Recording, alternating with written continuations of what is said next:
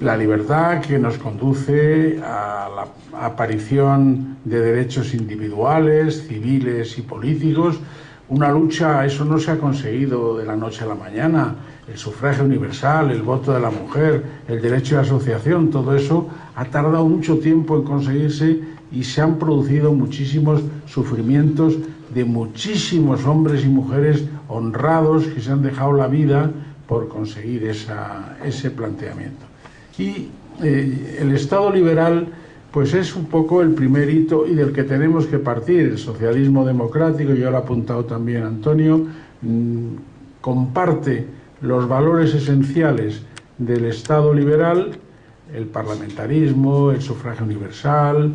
las instituciones democráticas, pero añade algo más, porque es posible que exista una libertad con truco. Y la libertad con truco consiste en considerar que es suficiente con otorgar la libertad política para que todas las personas puedan moverse en la sociedad y alcanzar sus objetivos, defender sus intereses y conseguir de esa manera su desarrollo pleno como personas. Pero eso es falso. Eso es falso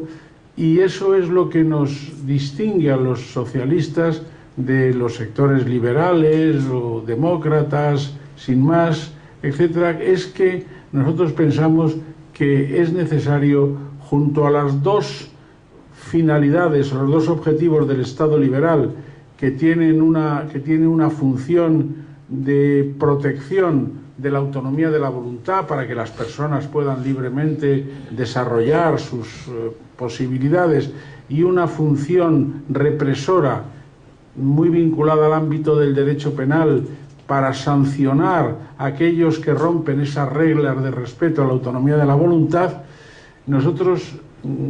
añadimos una tercera función, que es la función promocional. La función promocional que supone que somos conscientes de que existen situaciones en las cuales las personas no pueden avanzar por sí mismos en el desarrollo de sus necesidades básicas y que necesitan el apoyo público para que eso se produzca. Claro, cuando esos sectores que podemos llamar de los satisfechos, de los que participan en el banquete de Malthus, piensan que su riqueza, que la han tenido desde el nacimiento, es una riqueza que se debe a sus facultades, a sí mismos, y en todo caso, en el peor de los casos, a la lotería de la suerte, pues cierran las puertas a muchísimas personas que, como digo, no pueden alcanzar por sí mismos sus necesidades básicas. Y cuando una persona que está inerte para poder alcanzar ese desarrollo de su propia personalidad,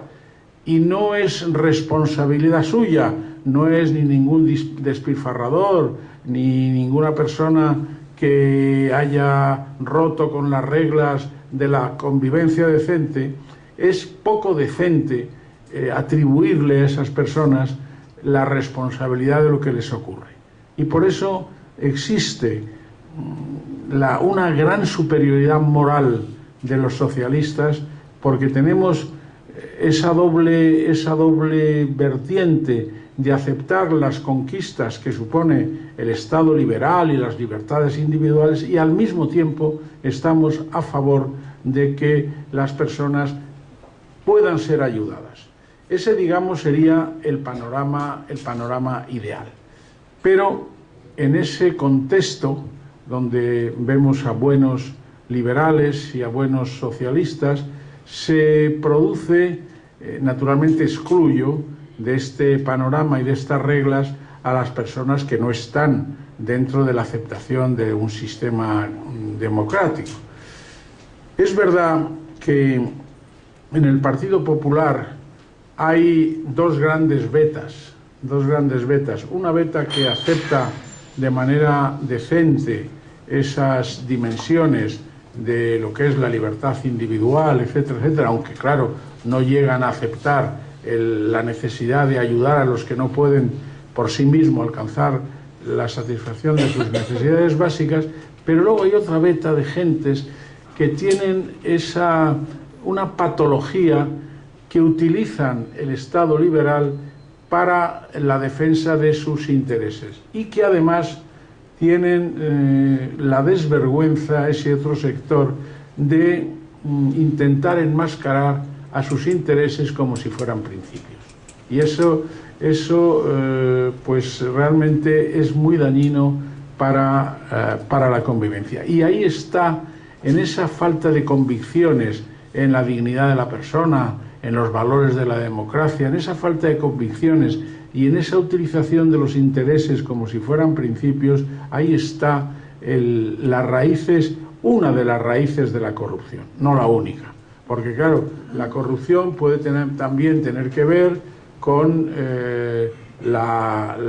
no solamente con los beneficios económicos, bien sean de cargos políticos o de empresarios, puede también tener que ver con el favorecer el desarrollo de la carrera política de una persona a cambio de algunas facilidades que no tienen por qué ser necesariamente económicas, pero que pueden tener que ver con las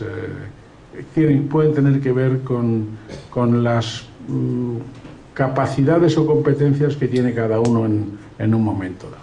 Yo algunas veces cuento que en 1977, una vez yo, desde que acabé la carrera en el año 62, ejercía la profesión de abogado. Bien es verdad que con un despacho donde estaba Tomás Cuadra Salcedo, José María Moedano, Miguel Cid y algún otro más,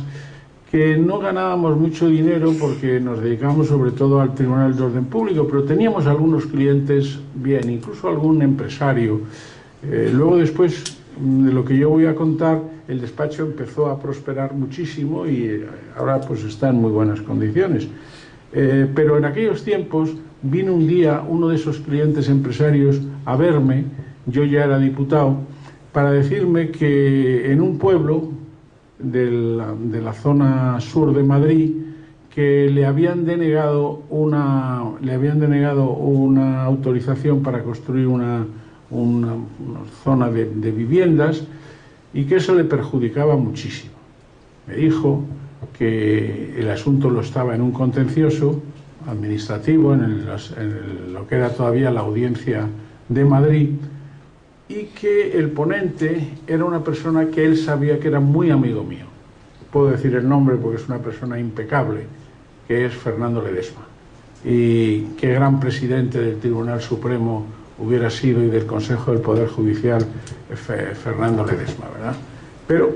las cosas, a veces nosotros también tenemos ocurrencias inadecuadas y nombramos a la persona que no es la que se debe nombrar. Pero bueno, eso es otra cosa. Entonces, claro, yo sabía, primero, que yo no iba a hacer esa gestión, y segundo, que si yo hubiera perdido la cabeza y hubiera hecho la gestión, Fernando Ledesma me hubiera echado del despacho. Total, que en fin, con buenas maneras, pero al final le dije, mira, váyase usted, porque yo no voy a hacer esa gestión. Y cuando ya se fue, yo me quedé pensando y dije, bueno, si objetivamente, por el hecho de ser diputado, si yo sigo ejerciendo como abogado privado,